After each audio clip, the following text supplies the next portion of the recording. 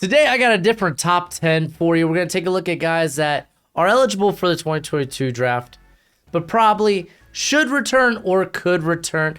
I think this is going to be a lot of fun. I also got an extra. It's going to be a 10 plus 1.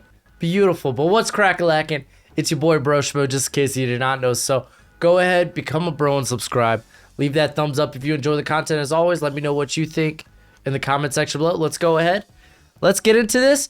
Our first guy on the list is Demarcus Leo. I'm a huge fan of Demarcus Leo. Like, dude was a top 10 prospect for me currently. Right now, he's sitting at 22 overall. And it sucks, man. It sucks because this guy's got great size, but he's been almost exclusively used as an edge there at Texas A&M, with like almost 415 of his snaps this year coming on the outside. But they did use him a little bit more on the interior this year. He's coming off a really good game against LSU, where he primarily played on the interior, and he had 6 pressures, two sacks. But it's just he hasn't nearly been as dominant as you'd like, you know. And actually, I got his stats wrong. We had a stat adjustment. He has 37 pressures on the year and 9 sacks. I think I got one other guy that they had a stat adjustment for. But, like, the dude has great movement skills at 229. But a lot of people are going to evaluate him as an edge. And in such a deep edge class, yeah, he's falling down boards with guys like Aiden Hutchinson, Thibodeau, Kingsley Enagbari. You got George Karlaftis, David Ojabo. It's a loaded class that he might get pushed back just because simply we haven't seen enough from him on the interior. To be fair, like, he has over 500 snaps inside of the tackle over the course of his career. But you got to think maybe he gives it another shot next year, because he really does. He really should be a top 10 pick. It's just I don't know if it happens this year. But he was a name that I've heard people put out there that he could potentially return. So I want to bring him up. I thought it'd be an interesting name to start with. But this guy next on my list, Trayvon Walker, I truly believe he should return, because the guy's got the physical traits to be a top 10 pick in the 2023 draft. I just don't think it's going to happen for this draft because his sample size is small, because they're at Georgia. They have such a deep defensive line that they just rotate guys in and out, you know, just to keep people fresh. And it's not like he only has 800 snaps to his name over the course of his career, opposed to a guy like Demarcus Leo, who has over 1,600. You know, typically 800 snaps, that's a season. So you see another season of work with him would go a long way. I still think he's a bit unpolished as a pass rusher. Like, he has 21 pressures, 4 sacks on the year. And granted, that's only coming off 255 pass rushing snaps. But the guy's got the physical tools to be a top 10 talent. Instead, right now, we're talking about him as a fringe first, early second. And I feel like that's a bit disrespectful. I feel like he could go a lot earlier if he decides to declare next year. Well, not declare, he'll be a senior, so he'll have to come out. But you know what I'm saying. Great size, too, at 6'5", 275. Moves real well. And then I got Tanner McGee. He's 61st overall on my board. That'll probably fall just because he got injured against Washington. And he came back and just hasn't really looked healthy since. Like, he wasn't that good in the Cal game. In the Notre Dame game, he was all right. But they got blown out regardless. Like, this guy, I think, has the potential to be a first overall pick in 2023. Like, I think the potential of him at quarterback is that good. Like, he has put on some shows, some clinics. He had a really good outing against UCLA, Oregon. He had a good one in a loss against Arizona State. People look at the 3 interceptions. 2 of them weren't even his fault. But yeah, I think if he decides to come back and then he gets a more seasoned team under him there at Stanford, because they're actually pretty young. So I'd like to see him come back, and I really think he could compete with Bryce Young and whoever else that may be like vying for the top in that 2023 class. Because I like Tanner McGee. Just with him, it's sample size too. Because he went on a mission trip, returned to school in 2020, and he has like no snaps to his name. Like his dropback, he only has 365 dropbacks to his names too. So it's like we got a Davis Mills situation going on. So I don't see him coming out this year, but I'm a big fan of his. Brandon Joseph out of Northwestern. This guy was safety 2 coming into the year on my board. And while he hasn't been as nearly as good as he was in 2020, he's still been pretty decent. He's got 3 interceptions, 2 pass breakups on the year. I think he put on a little bit of weight. I think he was looking a little heavier than 192. Not much, though. And they primarily play him in the box this year. Played him in the box, played him in the slot. And I really think this guy has the range. Just make him your center fielder. So, currently 72nd overall, like 3rd round. Like, I think he's a first-round talent. I think he returns. He's really young. He's only a redshirt sophomore this season, right? Yeah, he's only a redshirt sophomore. So, come back, redshirt junior year, look good, and shoot, might be a first-round talent. Might be the first safety off the board. The guy is stupid good, stupid rangy. I'm a big fan of his game. Next on the list, Alex Wright. If you're familiar with the channel, you know I talked about Alex Wright at the beginning of the year with Arnold Ebiketie as my potential breakout stars for this season, and both have truly broken out. The problem is Alex Wright won't get a Senior Bowl. He won't get a Shrine Bowl. He won't get an off-season bowl. That's a huge injustice because this guy's really good. He's been mainly used as a stand-up rusher for UAB, and his freshman year, dude, 23 pressures, 5 sacks. 22 pressures, 1 sack in 2020.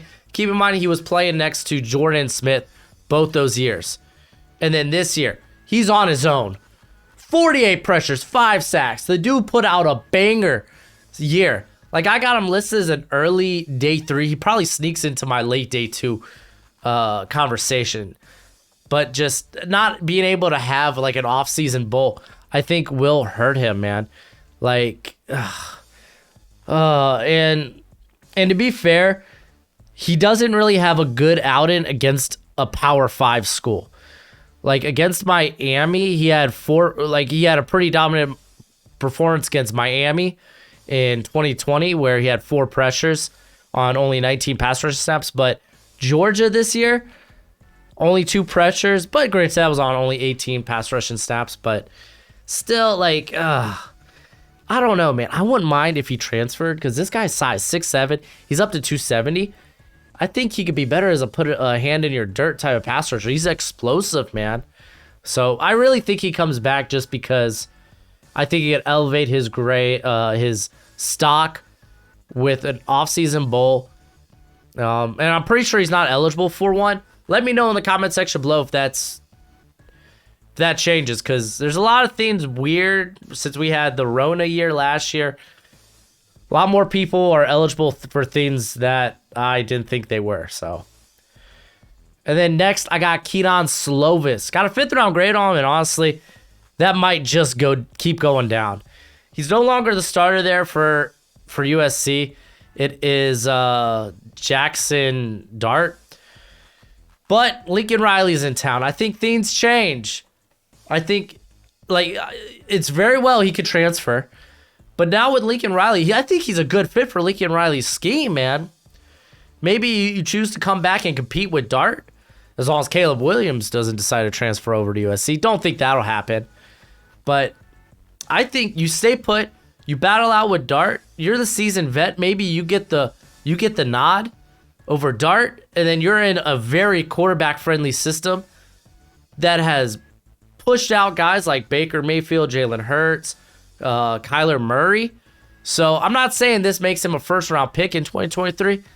I'm saying it'll do him better than maybe mid to late day 3, what he currently has. So, yeah, I see Kyran Slovas coming back. There was a time where I was like, there's no way he can come back. just like Dart is gonna be the starter. Like this was before, obviously. What was it, Hilton, the other coach, got fired. I was like, dude, there's no place for you here. Like you could transfer, but I don't know. Like I think Lincoln Riley changes a lot. I think you stay put and come back and hopefully not Matt Barkley your stock any more than it already has. And then I got Kalijah Cansey. I hope I said that name right. I don't have a draft grade on him or a projection on him because I think he's coming back. Guy needs to fill out his frame. He's 6 foot, 275. Doesn't got a lot of length to him, but the dude's been stupid explosive and he's been stupid productive. This is the other stat change. He actually has 30 pressures and 8 sacks on the year. Coming in his freshman year at 26 pressures, 2 sacks. He's a redshirt sophomore, by the way. But yeah, I think come back, fill out your frame a bit more. Like this guy's got impressive get off. He's an impressive prospect. It's really just that frame that's killing him and that lack of length. But he's strong. I think there's a lot to like about Cansey. Next on the list, Storm Duck. Probably best name in the draft. But problem is, this guy's been beat up the last couple of seasons. In 2020, he went down early to what was it? I don't see what it was specifically. But his 2020 season got cut short. Only played 133 snaps. This year, got hurt after during the Virginia game. And he tried to come back. And I don't think he's been that productive since. He had a bad game against Pittsburgh where he allowed 5 receptions for 72 yards and a touchdown. He's got great size. He does a good job of staying in a receiver's hip pockets. He does struggle with speed at times. And there are cases where if you go back to like the Clemson game in 2019 where he got kind of bodied at the catch point. But there's a lot to like about this guy because he is so good at reading receivers' eyes, anticipating what they're going to do, and then attacking where the ball is going to be. He's good at locating the ball when it's in air. But Storm Duck's definitely a guy currently, I don't really have a real projection on him just because he hasn't been that good since returning. So, I don't know. I feel like his grade's only been hurt. And then, who's next on the list? Brandon Dorless, dude. Out of Oregon. This cat's been great, man. This cat's been good. He dominated Ohio State's interior. There, Mumford did stand a chance. He had 4 pressures on that game.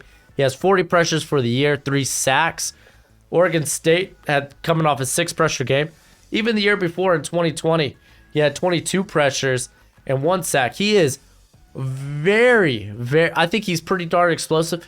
And it's hard for blockers just to get a hold on him. Like they can't keep this guy engaged in a block.